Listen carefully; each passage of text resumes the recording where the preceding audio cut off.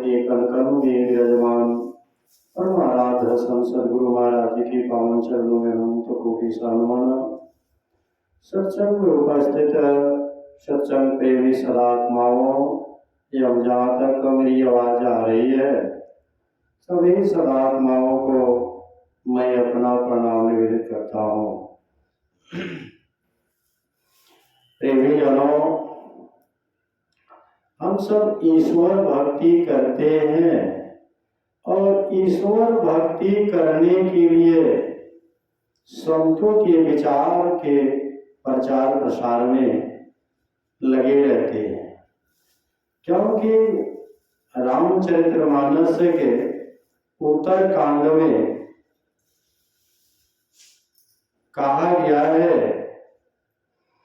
कि शिव सनगादिक शुभ नारद जेहि मन मुनि ब्रह्म विचार विशारद सबका मत खग नायक यहा अकरिये राम पद पंकज नेहा। वेद पुराण सदग्रंथ कहाही रघुपति भगति बिना सुख सपने हो नाही।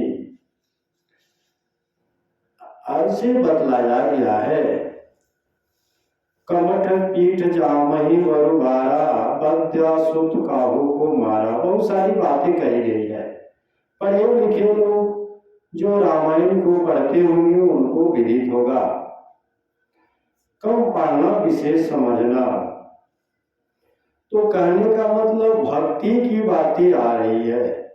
जितने ब्रह्म में प्रविष्ट हुए महात्मा सबों ने ईश्वर भक्ति करके ईश्वर को प्राप्त किए और हम सबको भी इशारा किए। तो हम सब भी ईश्वर भक्ति जो संतों ने जिस आदेश किया, इशारा किया, उस इशारा पर चलने की कोशिश भी करता हूं। और आप सबों से भी निवेदन करूंगा कि ईश्वर भक्ति करें। ईश्वर भक्ति करने की आवश्यकता क्या है? ईश्वर भक्ति करने की आवश्यकता क्या है? हमारे परमाराध्य सद्गुरु महाराज जी के वचन में है कि आवागमन सम दुख न दूजा, है नहीं जग में कोई, इसके निवारण के लिए प्रभु भक्ति करनी चाहिए। जितने मनुष्य तनधारी है प्रभु भक्ति कर सकते सभी, अंतर व बाहर भक्ति कर घटपट हटाना चाहिए। प्यारे लोगों, संसार में बार बार जन्म लेना, बार बार मरना, ये सबसे भारी दुख की कारण है। एक महात्मा ने यह प्रसंग को सुना रहे थे, तो प्रसंग सुनने पर उनकी एक शिष्य था, उनको मन में प्रश्न खड़ा हुआ। उन्होंने महात्मा जी से प्रश्न किया कि महाराज जी, क्या गर्भ के अंदर दुख होता है? हम सबको तो कोई एहसास नहीं है, वो दुख कैसा होता है? महात्मा जी ने कहे, चिंता की बात नहीं है।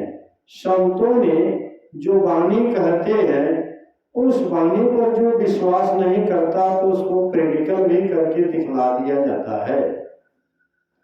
तो आपको यह पुनः विश्वास संतों की वाणी पर नहीं है तो आपको प्रैक्टिकल करके दिखलाया जाएगा। महात्मा जी ने एक दिन अपने शिष्य जो प्रश्न पूछे थे उनसे कहा कि चलो गंगा स्नान। अपने शिष्य के साथ महात्मा जी गंगा स्नान गए। जा करके अपने शिष्य को आदेश किए कि जाओ इस गंगा जी में डुबकी लगाओ। और डुबकी लगाए कब तक रहना? जब तक मैं आवाज नहीं दूंगा तब तक उसी पानी के अंदर डूबे रहना। तो शिष्य ने का कर्तव्य बनता है गुरु की आदेश का पालन करना। जो शिष्य गुरु का आदेश का पालन नहीं करे तो शिष्य क्या। इसलिए गुरु जी ने आदेश कर दिए कि आप इस पानी के अंदर डूबे रहो, जब तक मैं आवाज नहीं दूंगा पानी के अंदर आना। वह आदेश पालन किया, पानी के अंदर डुबकी लगाया, कुछ देर तक उस पानी के अंदर रहा। सोचे कि यदि मैं आवाज नहीं लगाता हूं तो मेरा आशीष उसी में दम तोड़ देगा। तो फिर महात्मा जी ने आवाज लगाए, चेला बाहर निकलो, बाहर निकलो, समय पूरा होगा। बाहर निकले। बाहर निकलने के बाद कुछ देर तक होश में आए।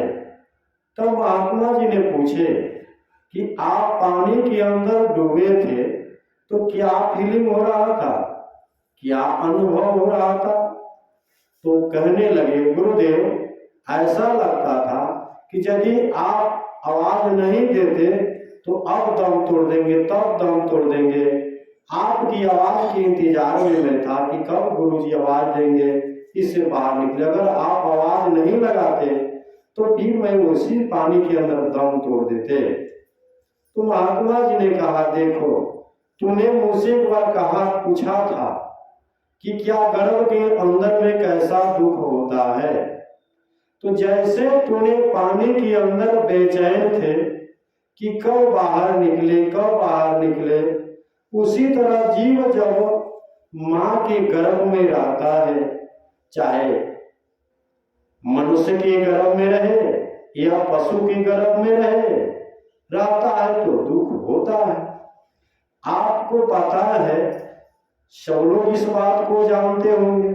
प्यारे लोगों, इसको आप अपने को अनुभव करके देखेंगे कि जब कोई माँ गर्भधारण अवस्था में रहती है तो जिस जीव को माँ के गर्भ में बर्दाश्त नहीं होता है तो गर्भे में दम तोड़ देता है। तो गर्भे में दम तोड़ता है, जिससे लोग कहते हैं कि गर्भपात हो गया, कोई डाइन लग गया, कोई जोगिन लग गया, भूत पकड़ लिया, बहुत सारी बातें कहते हैं। लेकिन जीव को गर्भ में वह दुख बर्दाश्त नहीं हुआ, गर्भ के अंदर में दम तोड़ दिया। कितने को जन्म होता है तो बेहोशी अवस्था में होता है, कुछ दिन के बाद होश में आते हैं। फिर 50 जन्म जब लेकर होश में आते हैं तो रोते हैं, और रोता तो केवल सुख में कोई नहीं रोता है, जब भी रोता है तो दुख में रोता है। तो गर्भ का दुख जब बच्चा को याद करता है तो चिल्ला चिल्ला कर रोना शुरू करता है।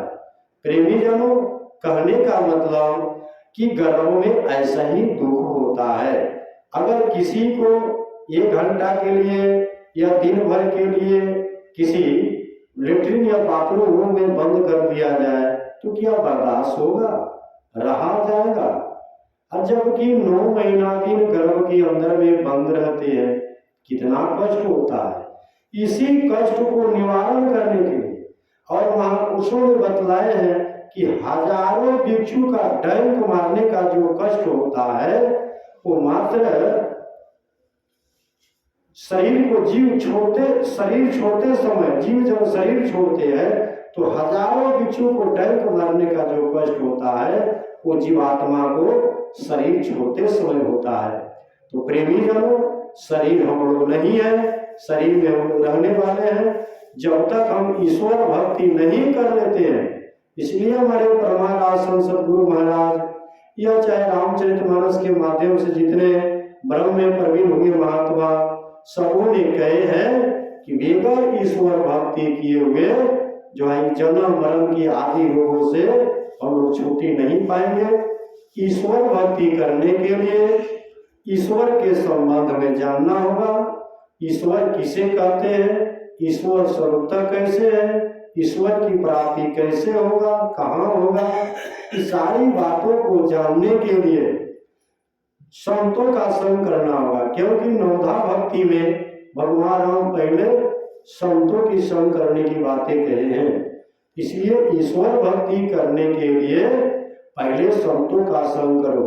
संतों के द्वारा ईश्वर किसे कहते हैं, ईश्वर स्वरूपता कैसे है, ईश्वर की प्राप्ति कैसे होगा, कहाँ होगा, इस सारी बातों को जान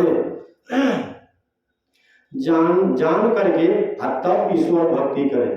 बिना जाने, रामचरितमानस में कहा गया है, बिनु जाने न हुई प्रतीति, बिनु प्रति न हुई प्रीति, बिनु प्रीति न भक्ति दृढ़ लाई, जिमी खगे जल की चिकनाई। जब तक ईश्वर के संबंध में जानेंगे नहीं। ईश्वर के संबंध में पहले जान लो, और जान लिए तो उस पर विश्वास करो, और विश्वास किए बिना भक्ति दृढ़ नहीं होती है। तो ईश्वर के संबंध में संतों से जान लो, और जान करके ईश्वर को प्राप्ति करने के लिए संतों से सद्युक्ति जानकर आप घर परिवार में रहो, बाल बच्चे के साथ रहो। ये कोई बात नहीं है कि ईश्वर भक्ति करने के लिए घर परिवार छोड़ना होगा, बाल बच्चा छोड़ना होगा, सो बात नहीं। गुरु नानक देव जी कहे हैं कि सदगुरु की ऐसी बड़ियाई पुत्र कहत विजय गति पाई। यदि आपके जीवन में सच्चे सदगुरु मिल जाए तो परिवार समाज में रहते हुए आप ईश्वर भक्ति करके ये जन्म मरण से छूट जाएंगे और सदा के लिए मुक्त हो जाएंगे। इसी के लिए यह सत्संग का आयोजन है। आप समय समय से आकर सत्संग कीजिए और ईश्वर के बारे में